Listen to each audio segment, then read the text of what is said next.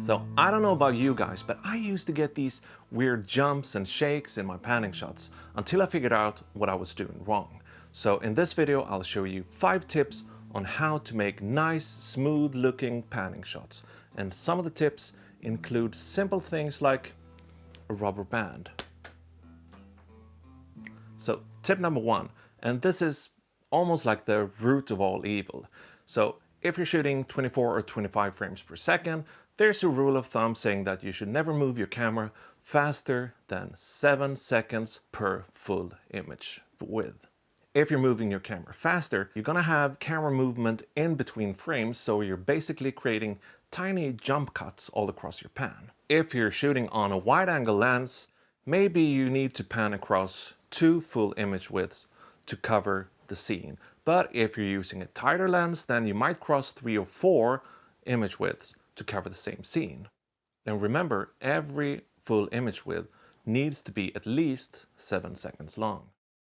So 7 seconds per full image width, or think of it like if you're doing a pan and you have a cactus in this end of the frame and you're doing a pan, it should take 7 seconds for that cactus to move from this side in your pan to this side. Simple. And if you're shooting at a higher frame rate, so let's say you're doubling your frame rate to 48 or 50 frames per second, you're essentially and technically cutting that 7 seconds in half. But that's about as technical as we're gonna get in this video. So let's move on to next tip, the rubber band. So a simple rubber band can help you get a more even and smoother movement, especially if you're working with a simpler version of a panning head or maybe even a ball head that doesn't even have a panning handle.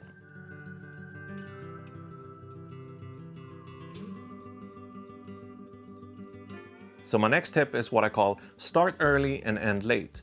And the start and stop of a panning movement can sometimes be a bit rough and uneven. So my suggestion is that you start your pan a bit ahead of your original starting point and then pan across your end point. And in post, you just trim away the start and the stop to get rid of those uneven movements.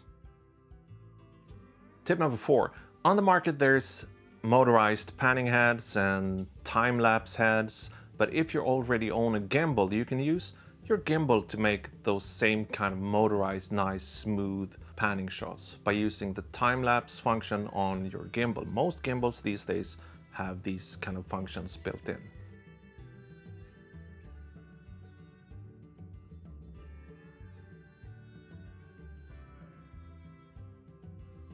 And now my last tip about creating smooth, nice looking panning shots has to do with OIS and IBIS. So sometimes you can find that your camera's or lens image stabilization is actually kind of fighting the panning movement, creating some artifacts. So I suggest that if you're doing panning shots, you start by turning those off, both on your lens, and if your camera have IBIS, try turning that off as well. And I would say the same thing about autofocus.